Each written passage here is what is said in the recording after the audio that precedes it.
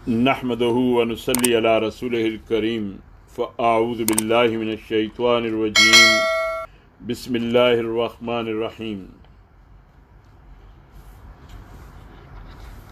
سیرت سرور عالم محمد صلی اللہ علیہ وسلم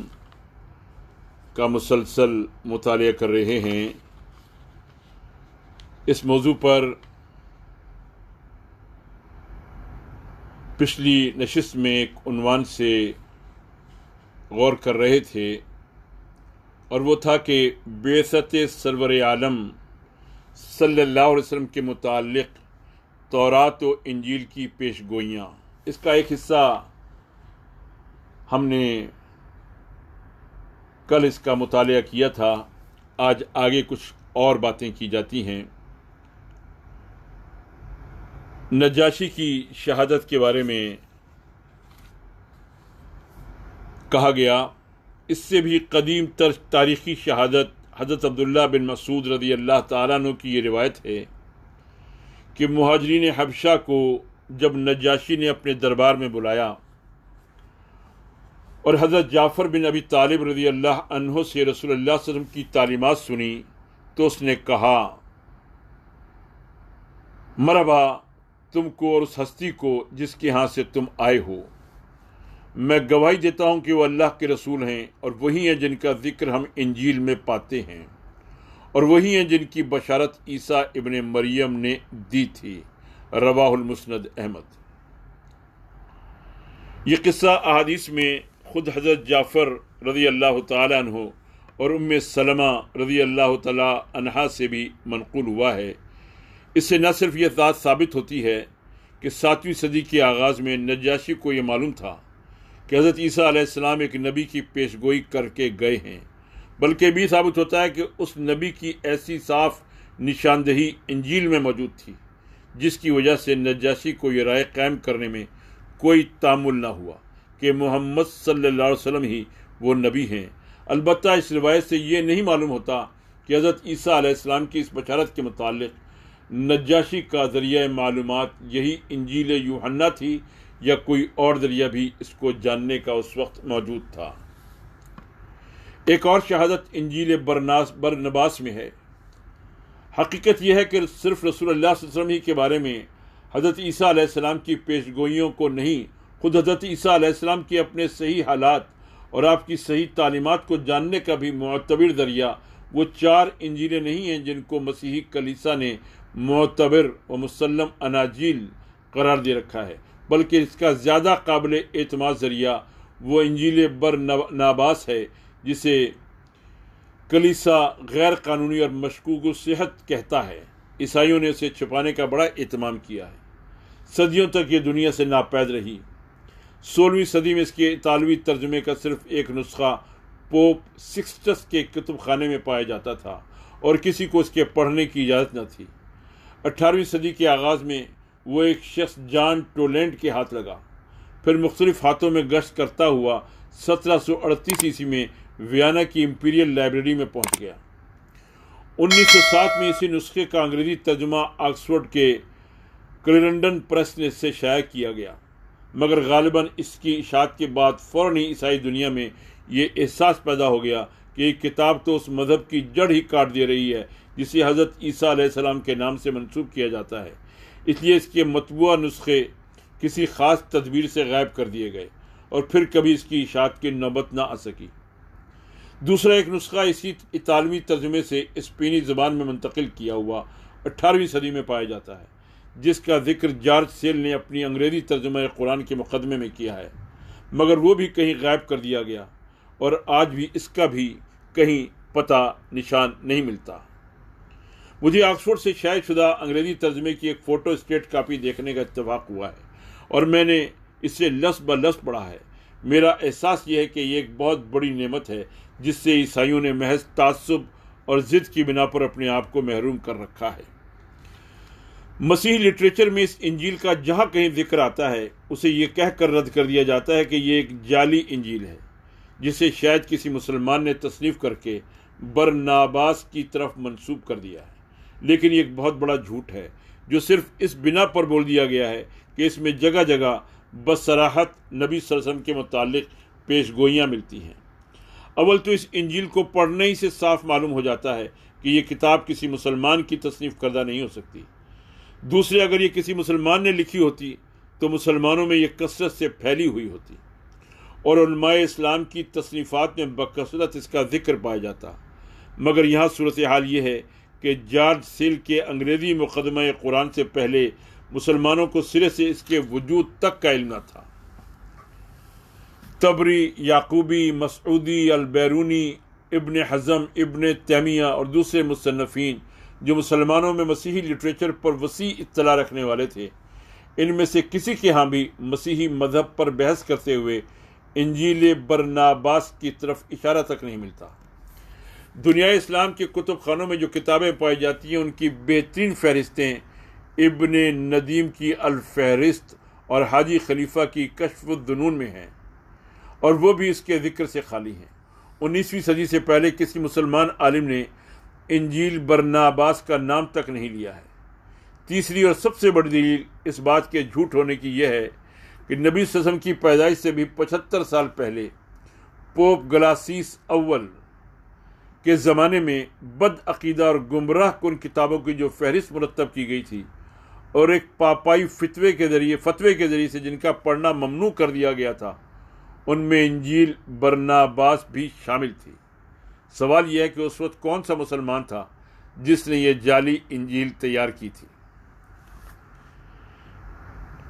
قبل اس کے کہ اس انجیل سے نبی صلی اللہ علیہ وسلم کے متعلق حضرت عیسیٰ علیہ السلام کی بشارتیں نقل کی جائیں، اس کا مختصر تعارف کرا دینا ضروری ہے تاکہ اس کی اہمیت معلوم ہو جائے اور یہ بھی سمجھ میں آ جائے کہ عیسائی حضرات اس سے اتنے ناراض کیوں ہیں۔ بائبل میں جو 4 انجیلیں قانونی اور معتبر قرار دے کر شامل کی گئی ہیں، ان میں سے کسی کا لکھنے والا بھی حضرت عیسیٰ علیہ السلام کا صحابی نہ تھا، اور ان میں سے کسی نے یہ دعویٰ بھی نہیں کیا ہے کہ اس نے حضرت صلی اللہ علیہ وسلم کے صحابیوں سے حاصل کردہ معلومات اپنی انجیل میں حضرت علیہ السلام کے صحابیوں میں سے حاصل کردہ معلومات اپنی انجیل میں درج کی ہیں۔ جن ذرائع سے ان لوگوں نے معلومات حاصل کی ہیں ان کا کوئی حوالہ انہوں نے نہیں دیا ہے، جس سے یہ پتہ چل سکے کہ راوی نے آیا خود وہ واقعات دیکھے اور وہ اقوال سنے جنہیں وہ بیان کر رہا ہے، یا ایک یا چند واسطوں سے یہ بات اسے پہنچی ہے۔ بخلاف اس کے انجیل برناباس کا مصنف کہتا ہے کہ میں مسیح علیہ السلام کے اولین 12 حواریوں میں سے ایک ہوں، شروع سے آخر وقت تک مسیح علیہ السلام کے ساتھ رہا ہوں اور اپنی آنکھوں دیکھے واقعات اور کانوں سنے اقوال اس کتاب میں درج کر رہا ہوں۔ یہی نہیں بلکہ کتاب کے آخر میں وہ کہتا ہے کہ دنیا سے رخصت ہوتے وقت حضرت مسیح علیہ السلام نے مجھ سے فرمایا تھا کہ میرے متعلق جو غلط فہمیاں لوگوں میں پھیل گئی ہیں ان کو صاف کرنا اور صحیح حالت دنیا کے سامنے لانا تیری ذمہ داری ہے۔ یہ برناباس کون تھا؟ بائبل کی کتاب اعمال میں بڑی کثرت سے اس نام کے ایک شخص کا ذکر آتا ہے جو قبرص کے ایک یہودی خاندان سے تعلق رکھتی ہے۔ مسیحیت کی تبلیغ اور پیروان مسیح کی مدد و اعانت کے سلسلے میں اس کی خدمات کی بڑی تعریف کی گئی ہے، مگر کہیں یہ نہیں بتایا گیا ہے کہ وہ کب دین مسیح میں داخل ہوا، اور ابتدائی 12 حواریوں کی جو فہرست 3 انجیلوں میں دی گئی ہے اس میں کہیں اس کا نام درج نہیں ہے۔ اس لیے یہ نہیں کہا جا سکتا کہ اس انجیل کا مصنف وہی برناباس ہے یا کوئی اور۔ متی اور مرقس نے حواریوں کی جو فہرست دی ہے، برناباس کی دی ہوئی فہرست اس سے صرف 2 ناموں میں مختلف ہے۔ ایک توما جس کے بجائے برناباس خود اپنا نام دے رہا ہے، دوسرا شمعون کنانی جس کی جگہ وہ یہودا بن یعقوب کا نام لیتا ہے۔ لوقا کی انجیل میں دوسرا نام موجود ہے، اس لیے یہ قیاس کرنا صحیح ہوگا کہ بعد میں کسی وقت صرف برناباس کو حواریوں سے خارج کرنے کے لیے توما کا نام داخل کیا گیا ہے تاکہ اس کی انجیل سے پیچھا چھڑایا جا سکے، اور اس طرح کے تغیرات اپنے مذہبی کتابوں میں کر لینا ان حضرات کے ہاں کوئی ناجائز کام نہیں رہا ہے۔ اس انجیل کو اگر کوئی شخص تعصب کے بغیر کھلی آنکھوں سے پڑھے اور نئے عہد نامے کی 4 انجیلوں سے اس کا مقابلہ کرے تو وہ محسوس کیے بغیر نہیں رہ سکتا کہ یہ ان چاروں سے برتر ہے۔ اس میں حضرت عیسیٰ علیہ السلام کے حالات زیادہ تفصیل کے ساتھ بیان ہوئے ہیں، اور اس طرح بیان ہوئے جیسے کوئی شخص فی الواقع وہاں سب کچھ دیکھ رہا تھا اور ان واقعات میں خود شریک تھا۔ چاروں انجیلوں کی بے ربط داستانوں کے مقابلے میں یہ تاریخی بیان زیادہ مربوط بھی ہے، اور اس سے سلسلہ واقعات بھی زیادہ اچھی طرح سمجھ میں آتا ہے۔ حضرت عیسیٰ علیہ السلام کی تعلیمات اس میں چاروں انجیلوں کی بنسبت زیادہ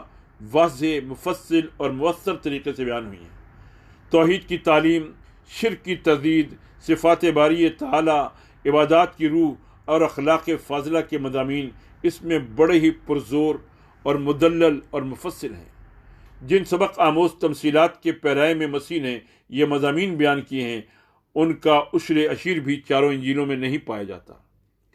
اس سے یہ بھی زیادہ تفصیل کے ساتھ معلوم ہوتا ہے کہ آن جناب اپنے شاگردوں کی تعلیم و تربیت کس حکیمانہ طریقے سے فرماتے تھے۔ حضرت عیسیٰ علیہ السلام کی زبان،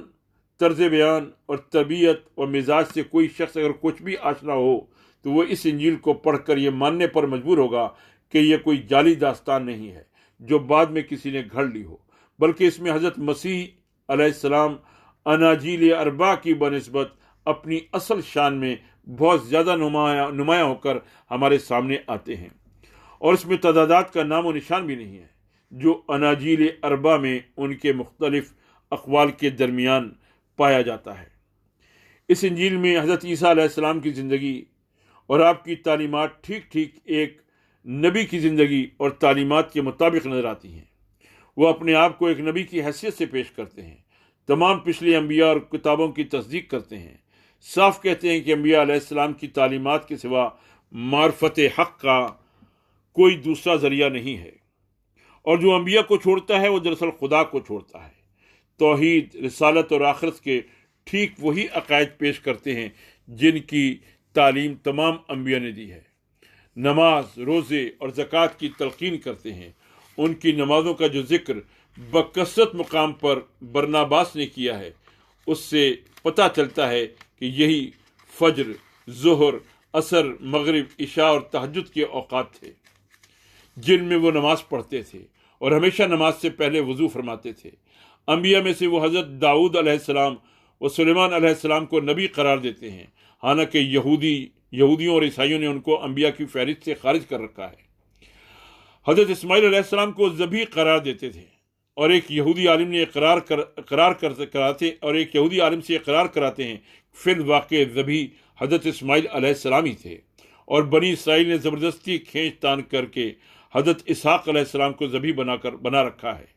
آخرت اور قیامت اور جنت اور دوزخ کے متعلق ان کی تعلیمات قریب قریب وہی ہیں جو قرآن میں بیان ہوئی ہیں۔ عیسائی جس وجہ سے انجیل برناباس کے مخالف ہیں، وہ دراصل یہ نہیں ہے کہ اس میں رسول اللہ صلی اللہ علیہ وسلم کے متعلق جگہ جگہ صاف اور واضح بشارتیں ہیں، کیونکہ وہ تو حضور صلی اللہ علیہ وسلم کی پیدائش سے بھی بہت پہلے اس انجیل کو رد کر چکے تھے۔ ان کی ناراضگی کی اصل وجہ کو سمجھنے کے لیے تھوڑی سی تفصیلی بحث درکار ہے۔ حضرت عیسیٰ علیہ السلام کے ابتدائی پیرو آپ کو صرف نبی مانتے تھے، موسوی شریعت کا اتباع کرتے تھے، عقائد اور احکام اور عبادات کے معاملے میں اپنے آپ کو دوسرے بنی اسرائیل سے قطعاً الگ نہ سمجھتے تھے، اور یہودیوں سے ان کا اختلاف صرف اس امر میں تھا کہ حضرت عیسیٰ علیہ السلام کو مسیح تسلیم کر کے ان پر ایمان لائے تھے، اور وہ ان کو مسیح ماننے سے انکار کرتے تھے۔ بعد میں جب سینٹ پال اس جماعت میں داخل ہوا تو اس نے رومیوں، یونانیوں اور دوسرے غیر یہودی اور غیر اسرائیلی لوگوں میں بھی اس دین کی تبلیغ و اشاعت شروع کر دی، اور اس غرض کے لیے ایک نیا دین بنا ڈالا جس کے عقائد اور اصول اور احکام اس دین سے بالکل مختلف تھے جسے حضرت عیسیٰ علیہ السلام نے پیش کیا تھا۔ اس شخص نے حضرت عیسیٰ علیہ السلام کی کوئی صحبت نہیں پائی تھی، بلکہ ان کے زمانے میں وہ ان کا سخت مخالف تھا، اور ان کے بعد بھی کئی سال تک ان کے پیرووں کا دشمن بنا رہا۔ پھر جب اس جماعت میں داخل ہو کر اس نے ایک نیا دین بنانا شروع کیا، اس وقت بھی اس نے حضرت عیسیٰ علیہ السلام کے کسی قول کی سند نہیں پیش کی، بلکہ اپنے کشف و الہام کو بنیاد بنایا، اور اس نئے دین کی تشکیل میں اس کے پیش نظر بس یہ مقصد تھا کہ دین ایسا ہو جسے عام غیر یہودی دنیا قبول کر لے، جسے عام غیر یہودی دنیا قبول کر لے۔ اس نے اعلان کر دیا کہ ایک عیسائی شریعت یہود کی تمام پابندیوں سے آزاد ہے۔ اس نے کھانے پینے میں حرام و حلال کی ساری قیود ختم کر دی۔ اس نے ختنے کے حکم کو بھی منسوخ کر دیا جو غیر یہودی دنیا کو خاص طور پر ناگوار تھا، حتیٰ کہ اس نے مسیح علیہ السلام کی الوہیت اور ان کے ابن خدا ہونے اور صلیب پر جان دے کر اولاد آدم کے پیدائشی گناہ کا کفارہ بن جانے کا عقیدہ بھی تصنیف کر ڈالا، کیونکہ عام مشرکین کے مزاج سے یہ بہت مناسبت رکھتا تھا۔ مسیح علیہ السلام کے ابتدائی پیرووں نے ان بدعات کی مزاحمت کی، مگر سینٹ پال نے جو دروازہ کھولا تھا، اس سے غیر یہودی عیسائیوں کا ایک زبردست سیلاب اس مذہب میں داخل ہو گیا، جس کے مقابلے میں وہ مٹھی بھر لوگ کسی طرح نہ ٹھہر سکے۔ تاہم 3 صدی عیسوی کے اختتام تک بکثرت لوگ ایسے موجود تھے جو مسیح علیہ السلام کی الوہیت کے عقیدے سے انکار کرتے تھے، مگر 4 صدی کے آغاز سن 325 عیسوی میں نیقیہ کی کونسل نے پولوسی عقائد کو قطعی طور پر مسیحیت کا مسلم مذہب قرار دے دیا۔ پھر رومی سلطنت خود عیسائی ہو گئی اور قیصر تھیوڈوسیس کے زمانے میں یہی مذہب سلطنت کا سرکاری مذہب بن گیا۔ اس کے بعد قدرتی بات تھی کہ وہ تمام کتابیں جو اس عقیدے کے خلاف ہوں مردود قرار دے دی جائیں اور صرف وہی کتابیں معتبر ٹھہرائی جائیں جو اس عقیدے سے مطابقت رکھتی ہوں۔ 367 عیسوی میں پہلی مرتبہ ناسیوس کے ایک خط کے ذریعے معتبر و مسلم کتابوں کے ایک مجموعے کا اعلان کیا گیا۔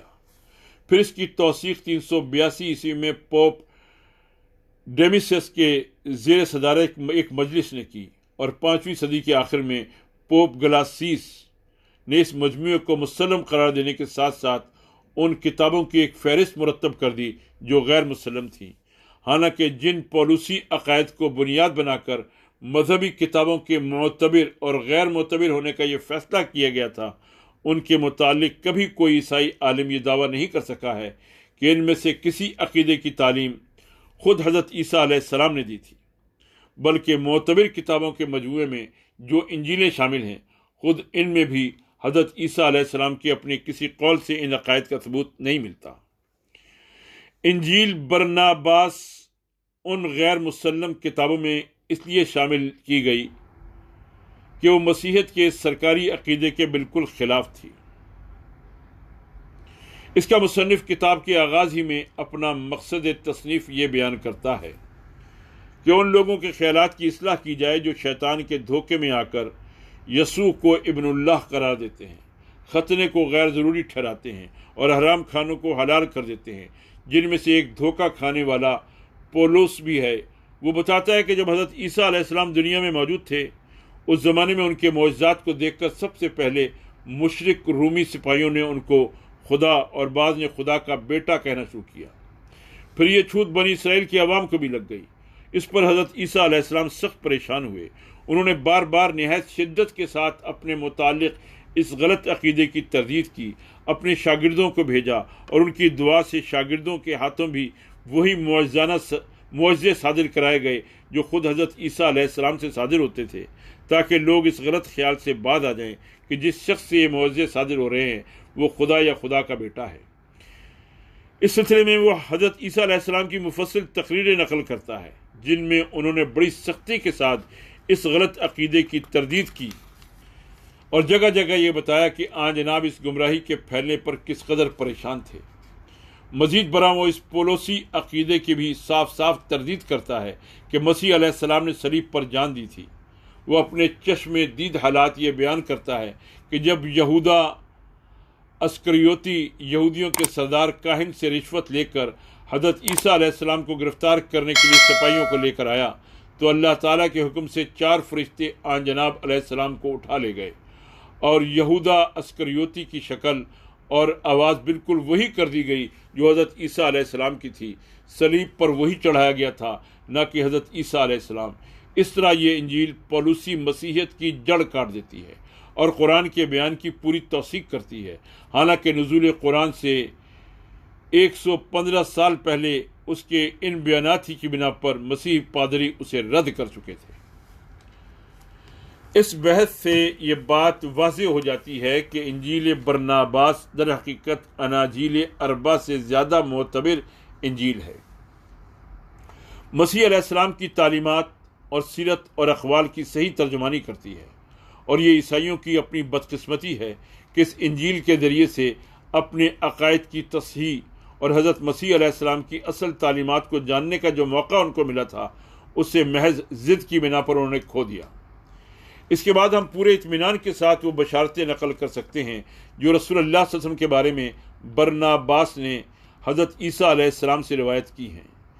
ان بشارتوں میں کہیں حضرت عیسیٰ علیہ السلام حضور صلی اللہ علیہ وسلم کا نام لیتے ہیں، کہیں رسول اللہ کہتے ہیں، کہیں آپ کے لیے مسیح کا لفظ استعمال کرتے ہیں، کہیں قابل تعریف ایڈمائریبل کہتے ہیں، اور کہیں صاف صاف ایسے فقرے ارشاد فرماتے ہیں جو بالکل لا الہ الا اللہ محمد رسول اللہ کے ہم معنی ہیں۔ ہمارے لیے ان ساری بشارتوں کو نقل کرنا مشکل ہے کیونکہ وہ اتنی زیادہ ہیں اور جگہ جگہ مختلف پیرایوں اور سیاق و سباق میں آئی ہیں کہ ان سے ایک اچھا خاصا رسالہ مرتب ہو سکتا ہے۔ یہاں ہم بحث بطور نمونہ ان میں سے چند کو نقل کرتے ہیں۔ باب 17 میں ارشاد ہے، تمام انبیاء جن کو خدا نے دنیا میں بھیجا، جن کی تعداد 1,44,000 تھی، انہوں نے ابہام کے ساتھ بات کی، مگر میرے بعد تمام انبیاء اور مقدس ہستیوں کا نور آئے گا جو انبیاء کی کہی ہوئی باتوں کے اندھیرے پر روشنی ڈال دے گا، کیونکہ وہ خدا کا رسول ہے۔ باب 42 میں بیان ہوا، فریسیوں اور لاویوں نے کہا، اگر تو نہ مسیح ہے، نہ الیاس، نہ کوئی اور نبی، تو کیوں تو نئی تعلیم دیتا ہے اور اپنے آپ کو مسیح سے بھی زیادہ بنا کر پیش کرتا ہے؟ یسوع نے جواب دیا، جو معجزے خدا میرے ہاتھ سے دکھاتا ہے وہ یہ ظاہر کرتے ہیں کہ میں وہی کچھ کہتا ہوں جو خدا چاہتا ہے، ورنہ در حقیقت میں اپنے آپ کو اس مسیح سے بڑا شمار کیے جانے کے قابل نہیں قرار دیتا جس کا ذکر تم کر رہے ہو۔ میں تو اس خدا کے رسول کے موزے کے بندیا اس کی جوتی کے تسمے کھولنے کے لائق بھی نہیں ہوں جس کو تم مسیح کہتے ہو، جو مجھ سے پہلے بنایا گیا تھا اور میرے بعد آئے گا اور صداقت کی باتیں لے کر آئے گا تاکہ اس کے دین کی کوئی انتہا نہ ہو۔ باب 43 میں ارشاد ہے، بالیقین میں تم سے کہتا ہوں کہ ہر نبی جو آیا ہے وہ صرف ایک قوم کے لیے خدا کی رحمت کا نشان بن کر پیدا ہوا ہے۔ اس وجہ سے ان انبیاء کی باتیں ان لوگوں کے سوا کہیں اور نہیں پھیلیں جن کی طرف وہ بھیجے گئے تھے، مگر خدا کا رسول جب آئے گا خدا گویا اس کو اپنے ہاتھ کی مہر دے دے گا، یہاں تک کہ وہ دنیا کی تمام قوموں کو جو اس کی تعلیم پائیں گی نجات اور رحمت پہنچا دے گا۔ بے خدا لوگوں پر اقتدار لے کر آئے گا اور بت پرستی کا ایسا قلع قمع کرے گا کہ شیطان پریشان ہو جائے گا۔ اس کے آگے شاگردوں کے ساتھ ایک طویل مکالمے میں حضرت عیسیٰ علیہ السلام تصریح کرتے ہیں کہ وہ بنی اسماعیل میں سے ہوگا۔ باب 44 میں ارشاد ہے، اس لیے میں تم سے کہتا ہوں کہ خدا کا رسول وہ رونق ہے جس سے خدا کی پیدا کی ہوئی قریب قریب تمام چیزوں کو خوشی نصیب ہوگی، کیونکہ وہ فہم اور نصیحت، حکمت اور طاقت، خشیت اور محبت، حزم اور ورع کی روح سے آراستہ ہے۔ وہ فیاضی اور رحمت، عدل اور تقوی، شرافت اور صبر کی روح سے مزین ہے، جو اس نے خدا سے ان تمام چیزوں کی بنسبت 3 گنی پائی ہے جنہیں خدا نے اپنی مخلوق میں سے یہ روح بخشی ہے۔ کیسا مبارک وقت ہوگا جب وہ دنیا میں آئے گا۔ یقین جانو میں نے اس کو دیکھا ہے اور اس کی تعظیم کی ہے، جس طرح ہر نبی نے اس کو دیکھا ہے اور اس کی تعظیم کی ہے۔ اس کی روح کو دیکھنے ہی سے خدا نے ان کو نبوت دی، اور جب میں نے اس کو دیکھا تو میری روح سکینت سے بھر گئی، یہ کہتے ہوئے کہ اے محمد، خدا تمہارے ساتھ ہو اور مجھے تمہاری جوتی کے تسمے سے باندھنے کے قابل بنا دے، کیونکہ یہ مرتبہ پالوں تو میں ایک بڑا نبی اور خدا کی ایک مقدس ہستی ہو جاؤں گا۔ اس کے بعد سورہ باب 72 میں بیان کیا گیا، میرے جانے سے تمہارا دل پریشان نہ ہو، نہ تم خوف کرو، کیونکہ میں نے تم کو پیدا نہیں کیا ہے، بلکہ خدا ہمارا خالق جس نے تمہیں پیدا کیا ہے وہی تمہاری حفاظت کرے گا۔ رہا میں تو اس وقت میں دنیا میں اس رسول خدا کے لیے راستہ تیار کرنے آیا ہوں جو دنیا کے لیے نجات لے کر آئے گا۔ اندریاس نے کہا، استاد ہمیں اس کی نشانی بتا دے تاکہ ہم اسے پہچان لیں۔ یسوع نے جواب دیا، وہ تمہارے زمانے میں نہیں آئے گا بلکہ تمہارے کچھ سال بعد آئے گا، جبکہ میری انجیل ایسی مسخ ہو چکی ہوگی کہ مشکل سے 30 آدمی مومن باقی رہ جائیں گے۔ اس وقت اللہ دنیا پر رحم فرمائے گا اور اپنے رسول کو بھیجے گا جس کے سر پر سفید بادل کا سایہ ہوگا، جس سے وہ خدا کا برگزیدہ جانا جائے گا، اور اس کے ذریعے سے خدا کی معرفت دنیا کو حاصل ہوگی۔ وہ بے خدا لوگوں کے خلاف بڑی طاقت کے ساتھ آئے گا اور زمین پر بت پرستی کو مٹا دے گا، اور مجھے اس کی بڑی خوشی ہے، کیونکہ اس کے ذریعے سے ہمارا خدا پہچانا جائے گا اور اس کی تقدیس ہوگی، اور میری صداقت دنیا کو معلوم ہوگی، اور وہ ان لوگوں سے انتقام لے گا جو مجھے انسان سے بڑھ کر کچھ قرار دیں گے۔ وہ ایک ایسی صداقت کے ساتھ آئے گا جو تمام انبیاء کی لائی ہوئی صداقت سے زیادہ واضح ہوگی۔ باب 83 میں ارشاد ہے، خدا کا عہد یروشلم میں معبد سلیمان کے اندر کیا گیا تھا، خدا کا عہد یروشلم میں معبد سلیمان کے اندر کیا گیا تھا، نہ کہ کہیں اور، مگر میری بات کا یقین کرو کہ ایک وقت آئے گا جب خدا اپنی رحمت ایک اور شہر میں نازل فرمائے گا، پھر ہر جگہ اس کی صحیح عبادت ہو سکے گی، اور اللہ اپنی رحمت سے ہر جگہ سچی نماز کو قبول فرمائے گا۔ میں دراصل اسرائیل کے گھرانے کی طرف نجات کا نبی بنا کر بھیجا گیا ہوں، مگر میرے بعد مسیح آئے گا، خدا کا بھیجا ہوا، تمام دنیا کی طرف، جس کے لیے خدا نے یہ ساری دنیا بنائی ہے۔ اس وقت ساری دنیا میں اللہ کی عبادت ہوگی اور اس کی رحمت نازل ہوگی۔ باب 96 میں ارشاد ہے، یسوع نے سردار کاہن سے کہا، زندہ خدا کی قسم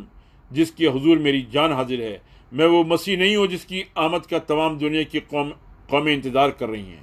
جس کا وعدہ خدا نے ہمارے باپ ابراہیم علیہ السلام سے یہ کہہ کر کیا تھا کہ تیری نسل کے وسیلے سے زمین کی سب قومیں برکت پائیں گی۔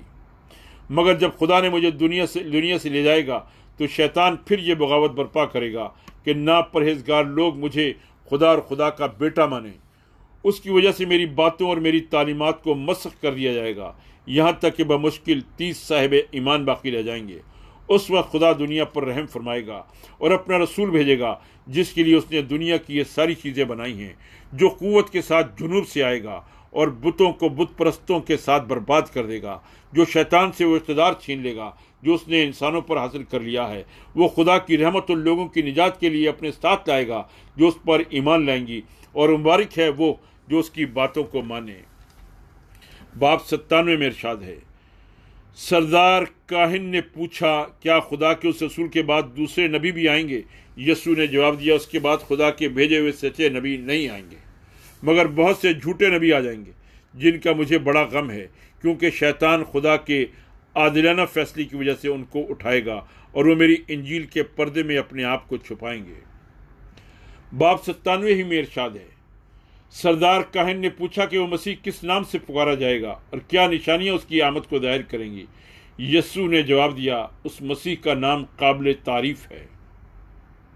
کیونکہ خدا نے جب اس کی روح پیدا کی تھی اس وقت اس کا یہ نام خود رکھا تھا، اور وہاں اسے ایک ملکوتی شان میں رکھا گیا تھا۔ خدا نے کہا، اے محمد صلی اللہ علیہ وسلم، انتظار کر، کیونکہ تیری خاطر میں جنت دنیا اور بہت سی مخلوقات پیدا کروں گا، اور اس کو تجھے تحفے کے طور پر دوں گا، یہاں تک کہ جو تیری تبریک کرے گا اسے برکت دی جائے گی، اور جو تجھ پر لعنت کرے گا اس پر لعنت کی جائے گی۔ جب میں تجھے دنیا کی طرف بھیجوں گا تو میں تجھ کو اپنے پیغامبر نجات کی حیثیت سے بھیجوں گا، تیری بات سچی ہوگی، یہاں تک کہ زمین و آسمان ٹل جائیں گے مگر تیرا دین نہیں ٹلے گا، سو اس کا مبارک نام محمد ہے صلی اللہ علیہ وسلم۔ باب 113 میں ارشاد ہے، برنابس لکھتا ہے کہ ایک موقع پر شاگردوں کے سامنے حضرت عیسیٰ علیہ السلام نے بتایا کہ میرے ہی شاگردوں میں سے ایک جو بعد میں یہودا اسکریوتی نکلا مجھے 30 سکوں کے عفظ دشمنوں کے ہاتھ بیچ دے گا۔ پھر فرمایا، اس کے بعد مجھے یقین ہے کہ جو مجھے بیچے گا وہی میرے نام سے مارا جائے گا، کیونکہ خدا مجھے زمین سے اوپر اٹھا لے گا اور اس غدار کی صورت میں ایسی بدل دے گا کہ ہر شخص یہ سمجھے گا کہ وہ میں ہی ہوں۔ تاہم جب وہ ایک بری موت مرے گا تو ایک مدت تک میری ہی تذلیل ہوتی رہے گی، مگر جب محمد صلی اللہ علیہ وسلم خدا کا مقدس رسول آئے گا تو میری وہ بدنامی دور کر دی جائے گی، اور خدا یہ اس لیے کرے گا کہ میں نے اس مسیح کی صداقت کا اقرار کیا ہے۔ وہ مجھے اس کا یہ انعام دے گا کہ لوگ یہ جان لیں گے کہ میں زندہ ہوں اور اس ذلت کی موت سے میرا کوئی واسطہ نہیں ہے۔ باب 124 میں ارشاد ہے، شاگردوں سے حضرت عیسیٰ علیہ السلام نے کہا، بے شک میں تم سے کہتا ہوں کہ اگر موسیٰ علیہ السلام کی کتاب سے صداقت مسخ نہ کر دی گئی ہوتی تو خدا ہمارے باپ داؤد علیہ السلام کو ایک دوسری کتاب نہ دیتا، اور اگر داؤد علیہ السلام کی کتاب میں تحریف نہ کی گئی ہوتی تو خدا مجھے انجیل نہ دیتا، کیونکہ خداوند ہمارا خدا بدلنے والا نہیں ہے اور اس نے سب انسانوں کو ایک ہی پیغام دیا ہے۔ لہذا جب اللہ کا رسول آئے گا تو وہ اس لیے آئے گا کہ ان ساری چیزوں کو صاف کر دے جن سے بے خدا لوگوں نے میری کتاب کو آلودہ کر دیا ہے۔ ان صاف اور مفصل پیشین گوئیوں میں صرف 3 چیزیں ایسی ہیں جو بادی نظر میں نگاہ کو کھٹکتی ہیں۔ ایک یہ کہ ان میں اور انجیل برنابس کی متعدد دوسری عبارتوں میں حضرت عیسیٰ علیہ السلام نے اپنے مسیح ہونے کا انکار کیا ہے۔ دوسری یہ کہ صرف انہی عبارتوں میں نہیں بلکہ اس انجیل کے بہت سے مقامات پر رسول اللہ صلی اللہ علیہ وسلم کا اصل عربی نام محمد صلی اللہ علیہ وسلم لکھا گیا ہے، حالانکہ یہ انبیاء کی پیشین گوئیوں کا عام طریقہ نہیں ہے کہ بعد کی آنے والی کسی ہستی کا اصل نام لیا جائے۔ تیسری یہ کہ اس میں حضرت صلی اللہ علیہ وسلم کو مسیح کہا گیا ہے۔ پہلے شبے کا جواب یہ ہے کہ حضرت انجیل کہ صرف انجیل برناباسی میں نہیں بلکہ لوقا کی انجیل میں بھی یہ ذکر موجود ہے کہ حضرت عیسیٰ علیہ السلام نے اپنے شاگردوں کو اس بات سے منع کیا تھا کہ وہ آپ کو مسیح کہیں۔ لوقا کے الفاظ یہ ہیں، اس نے ان سے کہا، لیکن تم مجھے کیا کہتے ہو؟ پطرس نے جواب میں کہا، خدا کا مسیح۔ اس نے ان کو تاکید کر کے حکم دیا کہ کسی سے نہ کہنا۔ یہ چیپٹر 9 میں آیت 21 تا 20 میں بیان کی 20 تا 21 میں بیان کی گئی۔ غالباً اس کی وجہ یہ تھی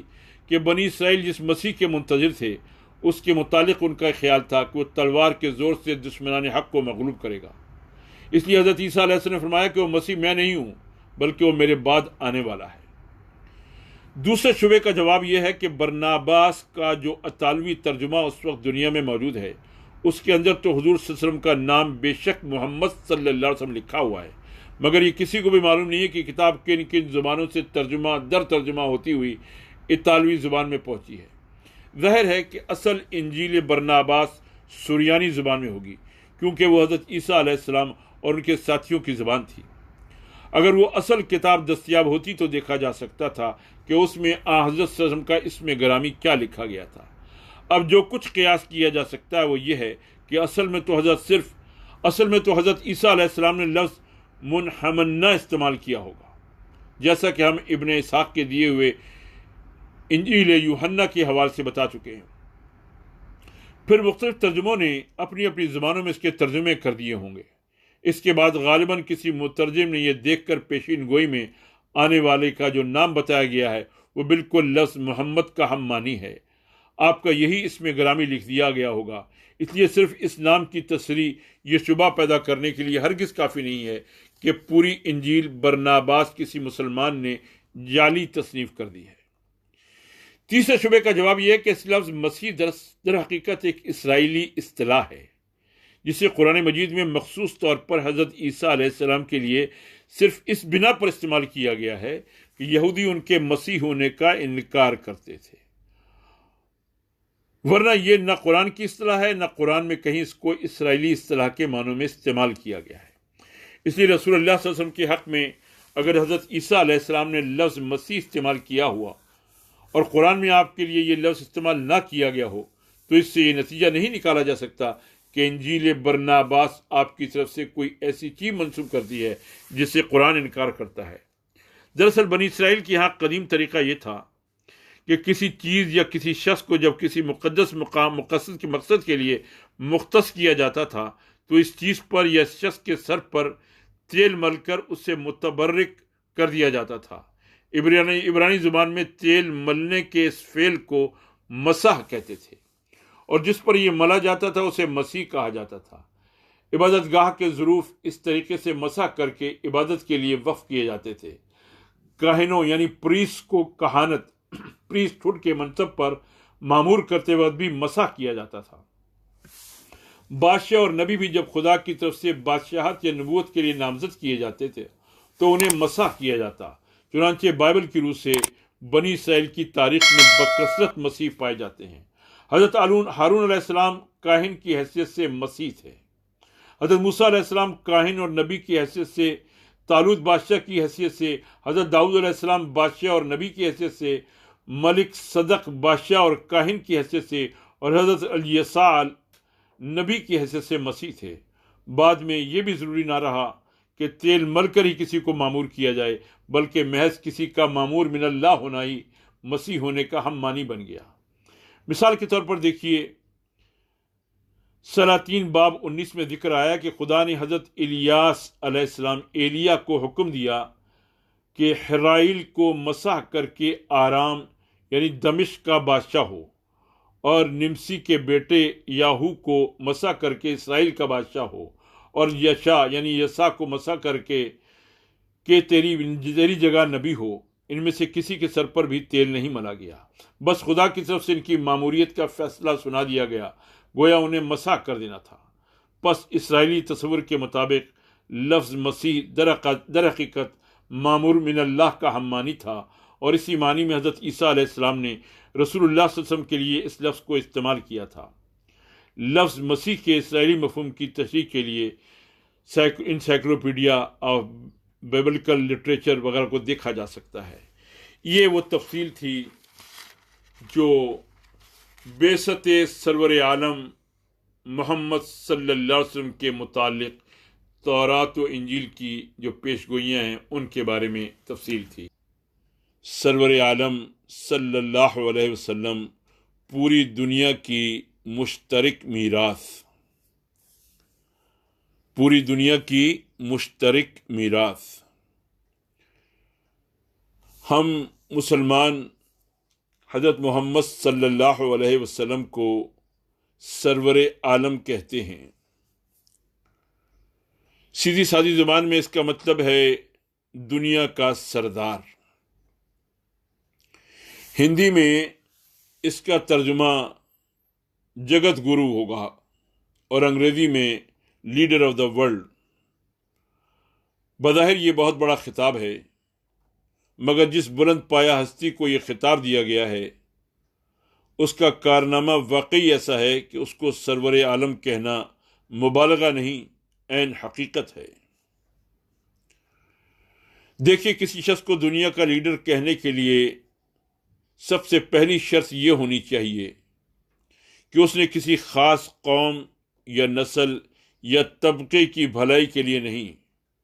بلکہ تمام دنیا کے انسانوں کی بھلائی کے لیے کام کیا ہو۔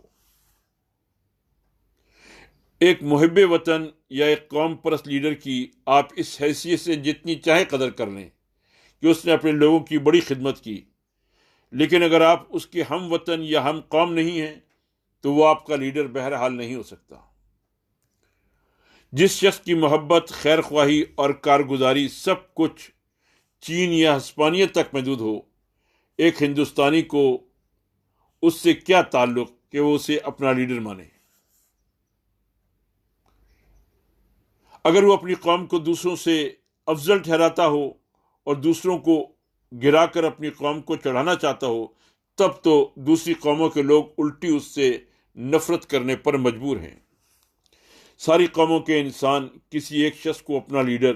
صرف اسی صورت میں مان سکتے ہیں جب کہ اس کی نگاہ میں سب قومیں اور سب آدمی یکساں ہوں، وہ سب کا یکساں خیر خواہ ہو اور اپنی خیر خواہی میں کسی طرح ایک کو دوسرے پر ترجیح نہ دے۔ یہ تو تھی پہلی شرط۔ دوسری اہم شرط جو دنیا کا لیڈر ہونے کے لیے ضروری ہے وہ یہ ہے کہ اس نے ایسے اصول پیش کیے ہوں جو ساری دنیا کے انسانوں کی رہنمائی کرتے ہوں اور جن میں انسانی زندگی کے تمام اہم مسائل کا حل موجود ہو۔ لیڈر کے معنی ہی رہنما کے ہیں۔ لیڈر کی ضرورت ہوتی ہی اس لیے ہے کہ وہ فلاح اور بہتری کا راستہ بتائے۔ لہذا دنیا کا لیڈر وہی ہو سکتا ہے جو ساری دنیا کے لوگوں کو ایسا طریقہ بتائے جس میں سب کی فلاح ہو۔ تیسری لازمی شرط دنیا کا لیڈر ہونے کے لیے یہ ہے کہ اس کی رہنمائی کسی خاص زمانے کے لیے نہ ہو، بلکہ ہر حال اور ہر زمانے میں یکساں مفید، یکساں صحیح اور یکساں قابل پیروی ہو۔ جس لیڈر کی رہنمائی ایک زمانے میں کارآمد اور دوسرے زمانے میں بیکار ہو، اس کو دنیا کا لیڈر نہیں کہا جا سکتا۔ دنیا کا لیڈر تو وہی ہے کہ دنیا جب تک قائم رہے اس کی رہنمائی بھی کارآمد رہے۔ چوتھی اہم ترین شرط یہ ہے کہ اس نے صرف اصول پیش کرنے ہی پر اکتفا نہ کیا ہو، بلکہ اپنے پیش کردہ اصولوں کو زندگی میں عملاً جاری کر کے دکھایا ہو اور ان کی بنیاد پر ایک جیتی جاگتی سوسائٹی پیدا کر دی ہو۔ محض اصول پیش کرنے والا زیادہ سے زیادہ ایک مفکر یعنی تھنکر ہو سکتا ہے، لیڈر نہیں ہو سکتا۔ لیڈر ہونے کے لیے ضروری ہے کہ آدمی اپنے اصولوں کو عمل میں لا کر دکھائے۔ آئیے ہم دیکھیں کہ یہ چاروں شرطیں اس ہستی میں کہاں تک پائی جاتی ہیں جس کو ہم سرور عالم کہتے ہیں۔ آئیے ہم دیکھیں کہ یہ چاروں شرطیں اس ہستی میں کہاں تک پائی جاتی ہیں جس کو ہم سرور عالم کہتے ہیں۔ پہلی شرط کو پہلے لیجیے۔ آپ حضرت محمد صلی اللہ علیہ وسلم کی زندگی کا مطالعہ کریں تو ایک ہی نظر میں محسوس کر لیں گے کہ یہ کسی قوم پرست یا محب وطن کی زندگی نہیں ہے، بلکہ ایک محب انسانیت اور ایک عالمگیر نظریہ رکھنے والے انسان کی زندگی ہے۔ ان کی نگاہ میں تمام انسان یکساں تھے۔ کسی خاندان، کسی طبقے، کسی قوم، کسی نسل یا کسی ملک کے خاص مفاد سے انہیں دلچسپی نہ تھی۔ امیر اور غریب، اونچ اور نیچ، کالے اور گورے، عرب اور غیر عرب، مشرق اور مغربی، سامی اور آرائی، سب کو وہ اسی حیثیت سے دیکھتے تھے کہ یہ سب ایک ہی انسانی نسل کے افراد ہیں۔ ان کی زبان سے تمام عمر کوئی ایک لفظ یا ایک فقرہ بھی ایسا نہ نکلا، اور نہ زندگی بھر میں کوئی کام انہوں نے ایسا کیا جس سے یہ شبہ کیا جا سکتا ہو کہ انہیں ایک طبقہ انسانی کے مفاد سے زیادہ تعلق تھا۔ یہی وجہ ہے کہ ان کی زندگی ہی میں حبشی، ایرانی، رومی، مصری اور اسرائیلی اسی طرح ان کے رفیق کار بنے جس طرح عرب، اور ان کے بعد زمین کے ہر گوشے میں ہر نسل اور ہر قوم کے انسانوں نے ان کو اسی طرح اپنا رہنما تسلیم کیا جس طرح خود ان کی اپنی قوم نے۔ یہ اسی خالص انسانیت ہی کا کرشمہ تو ہے کہ آج آپ ایک ہندوستانی کی زبان سے اس شخص کی تعریف سن رہے ہیں جو صدیوں پہلے عرب میں پیدا ہوا تھا۔ خیال رہے کہ یہ ایک نشری تقریر ہے جو تقسیم سے کئی سال پہلے سن 41 عیسوی میں آل انڈیا ریڈیو سے نشر کی گئی تھی۔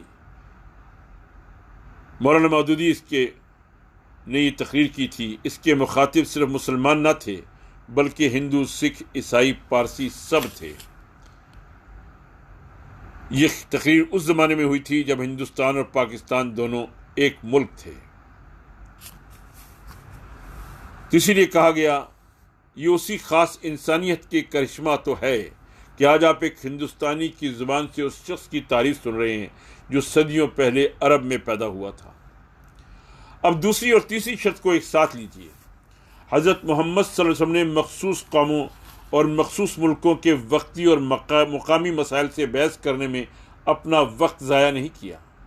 بلکہ اپنی پوری قوت دنیا میں انسانیت کے اس بڑے مسئلے کو حل کرنے میں صرف کر دی جس سے تمام انسانوں کے سارے چھوٹے چھوٹے مسائل خود حل ہو جاتے ہیں۔ وہ بڑا مسئلہ کیا ہے؟ وہ صرف یہ ہے کہ کائنات کا نظام فی الواقع جس اصول پر قائم ہے، انسان کی زندگی کا نظام بھی اسی کے مطابق ہو، کیونکہ انسان اس کائنات کا ایک جز ہے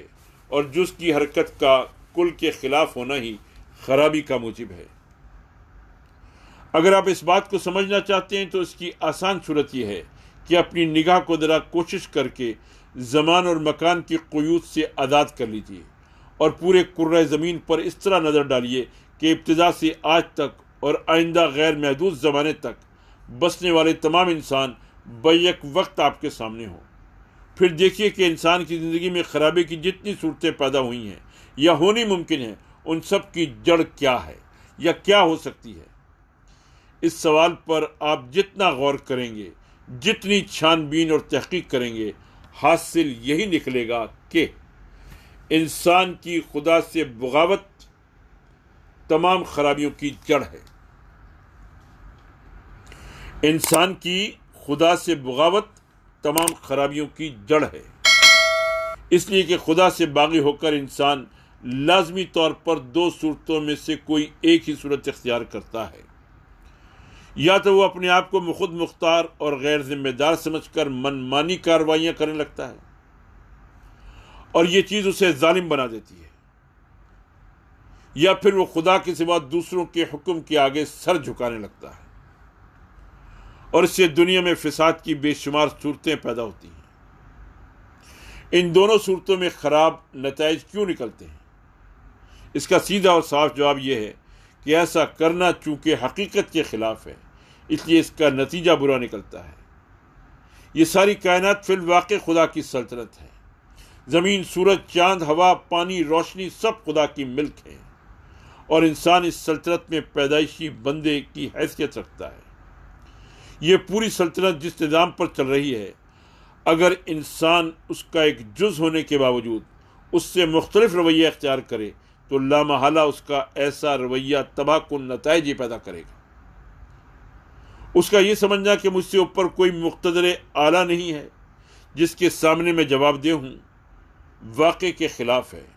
اس لیے جب وہ خود مختار بن کر غیر ذمہ دارانہ طریقے پر کام کرتا ہے اور اپنا قانون زندگی آپ تجویز کرتا ہے تو نتیجہ برا نکلتا ہے۔ اسی طرح اس کا خدا کے سوا کسی اور کو صاحب اختیار اور اقتدار ماننا اور اس سے خوف یا لالچ رکھنا، اس کی آقائی کے آگے جھک جانا بھی حقیقت کے خلاف ہے، کیونکہ وہ یہ حیثیت نہیں رکھتا، لہذا اس کا نتیجہ بھی برا ہی نکلتا ہے۔ صحیح نتیجہ برآمد ہونے کی صورت اس کے سوا کچھ نہیں ہے